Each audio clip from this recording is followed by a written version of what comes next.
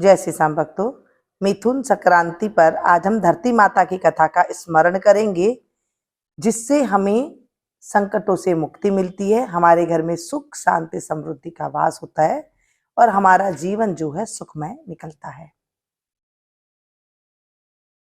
एक गांव में दो स्त्री रहती थी, एक जाट थी और दूसरी ब्राह्मण थी। दोनों की जात अलग अलग थी। वो छोटी सी उम्र में ही पूजा भक्ति भाव किया करती थी। गांव में कोई मंदिर तो था नहीं, एक गांव में पीपल का ही पेड़ था बस। वहां पर जाकर के उन्हें सिर्फ जल सींचना होता था और थोड़े से वहां पर भजन गाने होते थे। दोनों जल सींचते सींचते दोनों सहेलियां बन गई, मित्र बन गई और मतलब जो है रोज उनको बस पीपल सींचना है। उनको ये नहीं है कि जेठ का महीना है, कि बैसाख का महीना है, माह का महीना है, आषाढ़ का महीना, ऐसे कोई महीना नहीं देखना है। उन्होंने सिर्फ 12 महीना भगवान के नाम से पीपल में बस जल सींचना था। खूब दान पुण्य करती थी, जितना आपके घर में सामर्थ्य थी उतना ही दान पुण्य किया करती थी और अपने पति के कहे में चला करती थी। अपने पति के कहे अनुसार चलती थी, घर में सुख शांति थी उनके घर में। जब छोटी उम्र की थी तो वो काकी भाभी के नाम से सारे बोलते थे और अगर किसी को गांव में कोई तकलीफ वगैरह हो जाती थी तो भी वो है जो उनकी मदद किया करती थी। जैसे उनको कोई रोग वगैरह हो जाता था, उन्हें अपने आप ही ज्ञान हो गया था तो वो बता दिया करती थी कि इन्हें ये दवाई दे दो, तो वो दवाई उन बच्चों को लग जाती थी, बच्चों के साथ साथ बड़ों को भी लग जाती थी, तो जो है उनका बहुत ज्यादा भला होता था।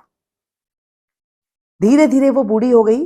उसके बाद वो दादी ताई के नाम से प्रसिद्ध हो गई। दोनों किसी को भी कुछ होता बस सर पे हाथ लगा देती, बोल देती इन्हें ये हो गया है, आप ये दे दो, तो वो तुरंत ठीक हो जाया करते थे। लोग बड़े प्रसन्न होते थे। पीपल के नीचे बैठ करके भजन भाव कर लेना, और भी औरतें आ जाती थी उनके साथ भक्ति भाव करने के लिए। सारे तीर्थ किए उन्होंने, जितने भी तीर्थ होते थे सारे तीर्थ उन्होंने कर रखे थे। गांव वाले भी बड़े खुश थे। एक दिन दोनों की मौत हो गई, एक साथ दोनों की मौत हो गई। तो गांव वालों में हाहाकार मच गया, कोई इधर भागे कोई इधर भागे। दोनों सहेलियां थी, दोनों पूजा पाठ करती थी, दोनों की एक साथ ही मौत हो गई। दोनों एक साथ चल बसी। अब पूरा गांव हाहाकार करे कि क्या करे। गांव के लिए तो इन्होंने बहुत अच्छा किया था। अब जब उन्हें ले जाने लगे तो सारे कोई मंदिर के सामने से ले जाने लगे, कोई कुछ करने लगे, सब कहने लगे। कोई नमः शिवाय का जाप करने लगा तो कोई राम राम का जाप करने लगा, तो कोई नारायण नारायण का जाप करने लगा कि इनको नारायण का दान दो। ये तो बहुत मतलब गांव के लिए भलाई करती थी, हर काम इन्होंने अच्छा किया है, तो इनके लिए हमें ऐसे करेंगे। पूरा गांव के लिए उन्होंने, पूरा गांव वालों ने उनके लिए राम नाम का जाप दिया, दान दिया इन्हें। जब वो मर गई, धर्मराज के पास गई दोनों, तो धर्मराज ने उनका लेखा देखा और एक उन्हें पोटली दे दी। अब उन्हें हर सुख है। उन्होंने दुनिया की सारी कथा कहानी पूजा पाठ करी थी, तो उन्होंने कभी कोई पाप नहीं किया। अब जब वो बैठने के लिए रखे, वो पोटली रखे, तो पाप सिर पे आ जाए और कहते अरे नहीं नहीं नहीं हटो, ये तो धर्म की जगह है, पाप की नहीं है। बड़ी परेशान हो गई दोनों कि क्या करें, कहाँ जाएं। हमने तो कभी किसी को पाप ही नहीं किया, फिर ऐसे कैसे हो रहा है हमारे साथ। जहां बैठने की कोशिश करे वहीं पाप की पोटली उनके सामने आ जाए। पोटली रख के बैठे तो वो बैठने नहीं देती, तो तुरंत हटा देती, अरे हटो हटो, यहाँ तो धर्म की जगह है। अब आगे चलते चलते चलते चलते उन्हें एक गुरु मिले, महर्षि मिले। उन्होंने उनको चरण वंदन की और बोला, हे महात्मा हमें बचाइए, हम क्या करें, हम तो कहीं बैठने वाले ही नहीं है, बैठ ही नहीं सकते हैं, हम क्या करें। महात्मा ने कहा, तुमने सारे धर्म पुण्य किए हैं, लेकिन धरती माता की कहानी नहीं कारी, इसलिए धरती माता को आपने कुछ नहीं किया, धरती माता का, इसलिए धरती में बैठने के लिए आपके आगे पाप आड़े आ रहा है। फिर महात्मा हम क्या करें, हमें बताए। क्या नहीं, आपने पाप जो किया है ना, वो पाप आपके आड़े आ रहा है। बोले पाप तो हमने तो कभी कुछ नहीं किया, और क्या किया जाए।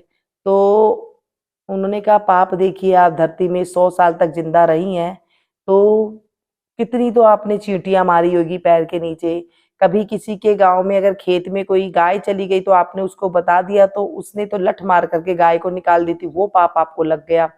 मतलब कितना पाप हो जाता है। पाप कभी जान करके भी ना करो तो अनजाने में भी पाप हो जाता है। तो ये पाप की भी आपकी गठरी आपके सर पर है। तो महाराज हम क्या करें, हमें बताइए कि आपके अगर बच्चे कहे में हैं तो आप उनसे कहें कि वो 5 दिन कथा, धरती माता की कथा सुने तो आपका उद्धार हो जाएगा। अब क्या करें, जो ब्राह्मणी थी वो अपने बेटे के सपने में आई और कहने लगी बेटा, जब सपने में आई तो बेटा कहने लगा अरे माँ आप कैसे हो। तो कहने लगी बेटा मैं तो बड़ी दुखी हूँ और मेरा तो कहीं वो ही नहीं है, मेरा तो पाप आगे आ रहा है। माँ थारा पाप कैसे आगे आ सकता है, आपने तो कभी कोई पाप किया ही नहीं, आपने तो हमेशा सबका भला ही किया, सबके लिए अच्छा किया, आप कहाँ से दुखी रह सकते हो। कि नहीं बेटा मैंने सारे धर्म तीर्थ किए लेकिन मैंने धरती माता की कथा नहीं कही जिसके कारण हम दुखी हो रहे हैं। तो माँ क्या करना है आप बताओ। कि बेटा 5 दिन तू और तेरी बहू जाकर के पीपल के नीचे जल सींच करके 5 दिन कथा कहोगे तो हमारी मुक्ति हो जाएगी और दान पुण्य कुछ कर देना। बोले ठीक है माँ दान पुण्य भी बता देना।